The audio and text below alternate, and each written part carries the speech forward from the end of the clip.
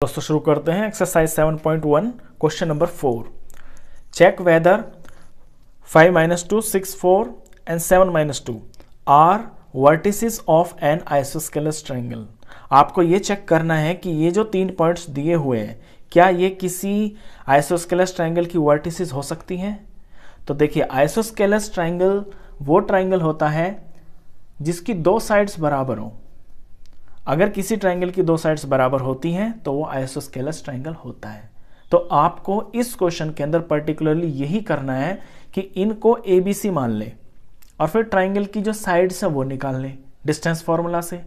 और अगर कोई भी दो साइड्स आपकी बराबर आ जाती हैं तो फिर आपके जो तीनों वर्टिसेस हैं ये आइसोस्केलस ट्रायंगल के हैं, और अगर नहीं आती हैं तो फिर नहीं है।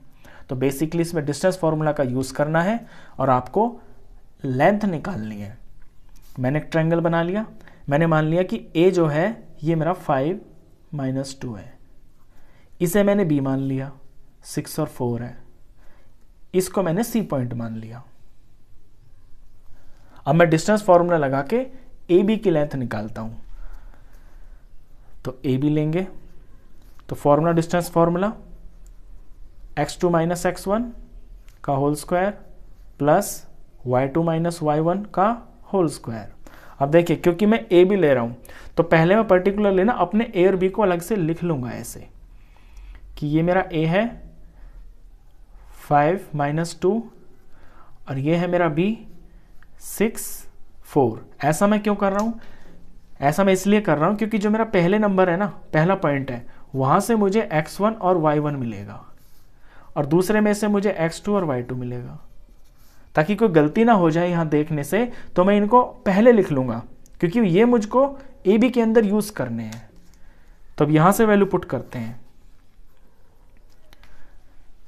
x2 6 और ये है आपका x1 5, यानी 6 - 5 का होल स्क्वायर प्लस यहां y2 आपका 4 हो गया और ये फॉर्मूले का माइनस, और ये यहां पे इसका खुद का माइनस है तो इसे आप ब्रैकेट में लिखेंगे इस तरह से, और फिर सारे का होल स्क्वायर। फर्दर सॉल्व करेंगे तो 6 - 5 आया आपका 1 और ये 1 का स्क्वायर, यहाँ प्लस ये 4 हो गया और माइनस इंटू माइनस ये प्लस बन गया और ये 2, इसका होल स्क्वायर।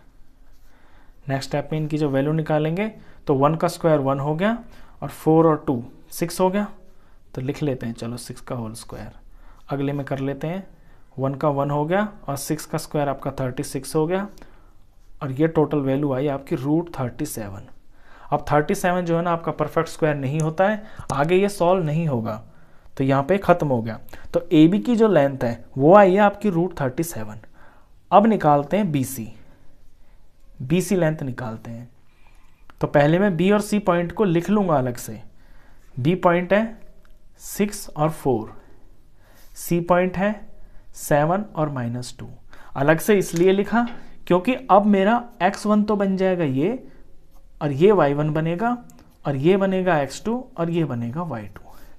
जैसे ही हम पॉइंट लेते हैं तो हमारा पहला और दूसरे वहीं से आपके x1 y1 और x2 y2 निकल के आते हैं, फिर इनका इसमें कोई काम नहीं है।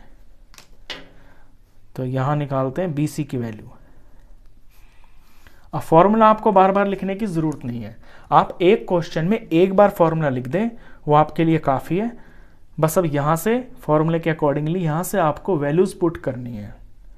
तो x2 - x1 यानी 7 - 6 का होल स्क्वायर प्लस में y2 - y1 यानी कि ये -2 और -4 का होल स्क्वायर। फर्दर सॉल्व करते हैं। 7 में से 6 गया आपका 1 आया, 1 का स्क्वायर प्लस इस ब्रैकेट में माइनस का 6 बन गया ये दोनों मिलके और इसका होल स्क्वायर।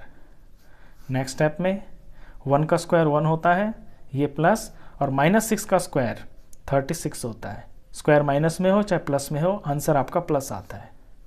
इसे सॉल्व किया, ये आपका √37 आ गया।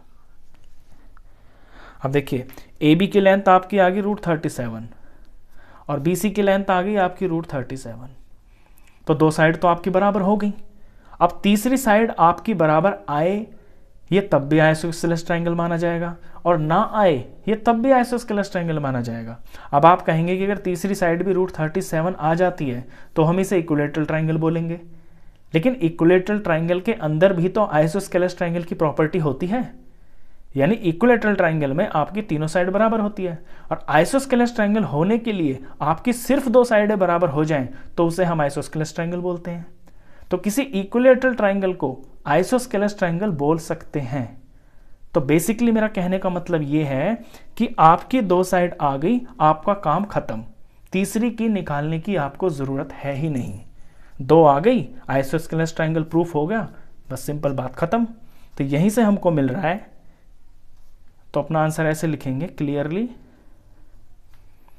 आपकी 2 साइड्स यानी AB और BC आपस में बराबर आ गई, therefore triangle ABC is an isosceles triangle.